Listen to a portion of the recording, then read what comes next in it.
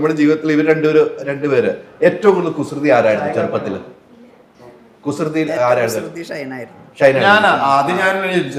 അല്ല, ഏറ്റവും നല്ല പിന്നെ ഇവൻ എന്ന് പറഞ്ഞാൽ ഷൈനും കുസൃതിയുണ്ട്, അതേസമയം ഇങ്ങനെ ഓടിക്കൊണ്ടിരിക്കും. ഷൈൻ അന്നും ഓട്ടമായിരിക്കുമ്പോ അതല്ലേ പണ്ടൊരു സ്റ്റൂൾ ഉണ്ടായിരുന്നില്ലേ, ആ സ്റ്റൂള് തിരിച്ചിട്ടിട്ട് എന്നെ അതിൻ്റെ ഉള്ളിൽ നിർത്തും. അത്രയും ഈ കോട്ട് പോലത്തെ, അതായത് ഞങ്ങൾക്ക് പരിചയം കോടതി കയറിയിട്ടുള്ള അത് നിർത്തണം. അതായത് പിന്നെ ഇറങ്ങി ഓടില്ലല്ലോ. ഇവനെ കുസൃതിയെക്കാളും കൂടുതൽ വെകളിത്തരം ഇതുപോലെ ADHD-യുടെ ഒരു കുട്ടിയായിരുന്നു. അവന് തന്നെ അവനും ഉണ്ട്. ഇവൻ പറഞ്ഞ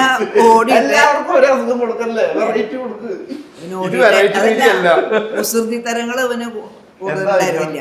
ഇവൻ തന്നെ ഓടിയിട്ട് എവിടെയെങ്കിലും പോയി വീഴും. അങ്ങനെ പെട്ടെന്ന് എല്ലാ ദിവസവും പുറത്തു പോയി കഴിഞ്ഞാൽ എന്തെങ്കിലും സ്റ്റിച്ചിട്ട വരിക. അപ്പൊ സൂപ്പർ മാർക്കറ്റിൽ പോയാൽ കല്യാണത്തിന് പോയാൽ ഒക്കെ തലക്കെട്ടുണ്ടാവും.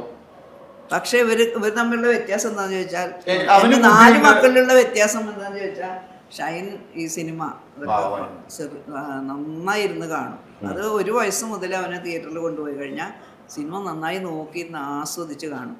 മറ്റു 3 മക്കളും സിനിമയ്ക്കൊക്കെ പുറപ്പെടും. അവിടെ ചെന്ന് കഴിഞ്ഞാൽ വെള്ളം മറ്റു സാധനം അവര് പുറത്ത് ഇരുന്നിട്ടാണ്. നന്നായി വരയ്ക്കും, രണ്ടുപേരും നന്നായി വരയ്ക്കും. ഇവരുടെ ഈ വിഷയങ്ങളൊക്കെ ഉണ്ടായപ്പോ അന്നും ഇന്നും ഉണ്ടായ വിഷയങ്ങളൊക്കെ പെങ്ങന്മാര് രണ്ടുപേരും 2 സ്ഥലത്താണ്. അവരൊത്തിരി വിഷമിച്ചിട്ടുണ്ടാവും. മമ്മിയായിട്ടായിരിക്കും സംസാരിക്കുക കൂടുതൽ, കാരണം മമ്മിയായിട്ട് ഭയങ്കര സങ്കടവും കരച്ചിലൊക്കെ തന്നെയായിരുന്നു. ഇവര് തമ്മിൽ ഭയങ്കര അന്തർധാരയാണ്. പ്രഥമ ദൃഷ്ടിയാൽ അകൽച്ചയിലാണെങ്കിലും അന്തർധാര സജീവമാണ്. നമുക്കതൊന്നുമില്ലേ. പ്രഥമ ദൃഷ്ടി എന്ന് പറഞ്ഞാൽ പെൺകുട്ടികളും അമ്മമാരും തമ്മിലുള്ള ഒരു കെമിസ്ട്രി വേറൊരു കെമിസ്ട്രി. 100%. നമ്മൾ ശരിക്കും ഇപ്പൊ ഭൂമി അവസാനിക്കുന്നവരെ വഴക്കുണ്ട. കുറച്ചേരം കഴിഞ്ഞാൽ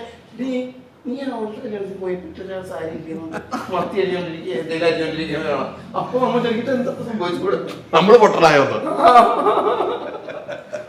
നമുക്കാണെങ്കിൽ ഒരു സാധനം ഇമോഷൻ ഇട്ട് കഴിഞ്ഞ ഒരു ദിവസം എങ്കിലും എടുക്കില്ല. നമ്മള് വഴക്കുണ്ടായ പിന്നെ മമ്മീനായിട്ട് ഡാഡിനായിട്ട് സംസാരിക്കാൻ സമയം എടുക്കും. ഡാഡിനായിട്ട് അങ്ങനെയല്ല, മമ്മീനായിട്ട്. പക്ഷെ അവര് വഴക്കൂടിയാലേ നമ്മൾ വിചാരിച്ചതോടെ കൂടി ഇനി മിണ്ടൂലെന്ന്. കുറച്ച് കഴിഞ്ഞിട്ട് വന്നു നോക്കുമ്പോ ഭയങ്കര സെറ്റ്. അതെങ്ങനെയാ? അതെനിക്ക് ഇപ്പോഴും പിടികിട്ടില്ല. നിങ്ങളുടെ വീട്ടിലെങ്ങനെയാണ്? അങ്ങനെ തന്നെ എല്ലാരും അങ്ങനെയാണ്. പെട്ടെന്ന് അടുക്കുവര്. അവർ പെട്ടെന്ന് വഴക്കാണെങ്കിൽ ഭയങ്കര വഴക്കം. നമ്മള് തന്നെ അത്ഭുതപ്പെടും. ഡാഡി തന്നെ അത്ഭുതപ്പെടും. എന്താന്ന് ഡാഡി വരെ ഇല്ല. ഡാഡിക്ക് കുറെ കാലമായി ഡാഡിയുടെ വീട്ടില് എനിക്ക് പെൺകുട്ടികള് ആയിട്ട് ഭയങ്കര പെൺകുട്ടികൾ എന്നുള്ള വ്യത്യാസമൊന്നുമില്ല. കാരണം എന്റെ തറവാട്ടില് എന്റെ മൂത്ത വല്യപ്പച്ചന് 2 പെൺകുട്ടികളും, താഴെയുള്ള രണ്ടാമത്തെ വല്യപ്പച്ചന് 4 പെൺകുട്ടികളും. അതിന്റെ ഇടയിൽ 2 ആൺകുട്ടികളുണ്ട് അവർക്ക്. പക്ഷെ ഇവരുടെ ഇടയിൽ ഞാനായിരുന്നു കുഞ്ഞ്, ഏറ്റവും താഴെ ഈ പെൺകുട്ടികളോടൊക്കെ. അപ്പൊ ഞാൻ ഇവരായിട്ട് ഭയങ്കര കമ്പനിയാണ് പെൺകുട്ടികളായിട്ട്. അത് ഇപ്പോഴും തുടരുന്നു. പെൺകുട്ടികളായിട്ട് നമുക്ക് അങ്ങനെ പെൺകുട്ടി ആൺകുട്ടികളെന്നുള്ള വ്യത്യാസമൊന്നുമില്ല. എല്ലാവരായിട്ടും നന്നായി സംസാരിക്കും. നല്ല രീതിയിൽ സംസാരിക്കാം, മോശമായുള്ള രീതിയിലല്ല. അവരെ രസിപ്പിക്കാനോ അല്ലെങ്കിൽ ഫണ്ണായിട്ടുള്ള സംസാരങ്ങൾ ചിലപ്പോൾ ചിലർക്ക് ഫൺ FUN അല്ല. പിന്നെ ഞങ്ങളുടെ തറവാട്ടില് ഞങ്ങൾക്ക് മീൻ വറുത്തില്ലെങ്കിൽ പെൺകുട്ടികൾക്ക് മീൻ വറുത്ത് കൊടുക്കും. ആരുടെ കാര്യം പറഞ്ഞു? പാലിവരെ നമുക്ക് മീൻ വറുത്തതിൽ പെൺപിള്ളേർക്ക് മീൻ വറുത്ത് കൊടുക്കും. മീൻ വറുത്തതോ? മീൻ വറുത്തത് കൊടുക്കും. അയ്യോ, അതിന് വീണ്ടും വേണ്ട.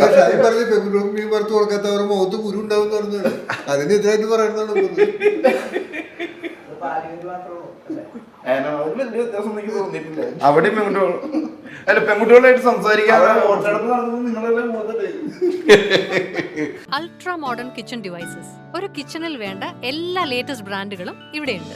ലോകോത്തര ബ്രാൻഡുകൾ, original products, wide range. MyG future.